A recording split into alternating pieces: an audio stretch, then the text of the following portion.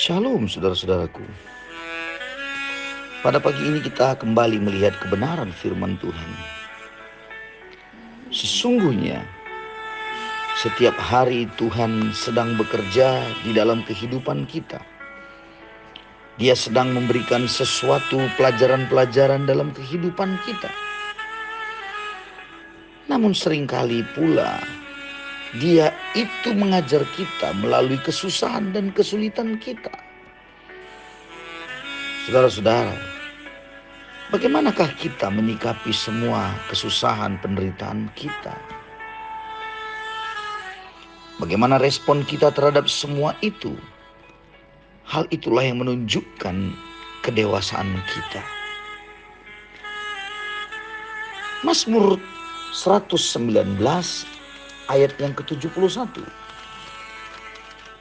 Mazmur 119 ayat yang ke-71 dikatakan bahwa aku tertindas itu baik bagiku, supaya aku belajar ketetapan-ketetapan-Mu.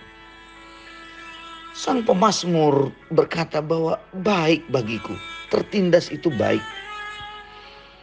Penderitaan, kesusahan, kesulitan itu baik, supaya dia bisa belajar ketetapan-ketetapan Tuhan.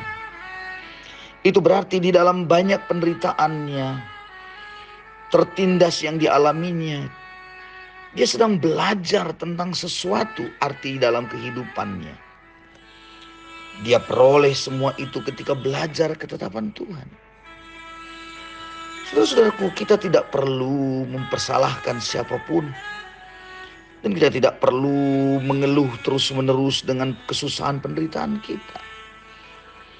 Tapi biarlah kita belajar dari semua itu. Pasti ada rencana Tuhan yang indah di balik penderitaan itu. Sang pemazmur berkata, supaya aku belajar ketetapan Tuhan. Dia membuka dirinya untuk belajar apa yang Tuhan mau lakukan dalam hidupnya. Melalui kebenaran ketetapan-ketetapan Tuhan, dia semakin mendekatkan dirinya kepada Tuhan. Ayub di dalam penderitaannya pun mengalami begitu banyak kesusahan. Kehancuran ekonomi, kematian anak-anaknya, istri yang menghinanya.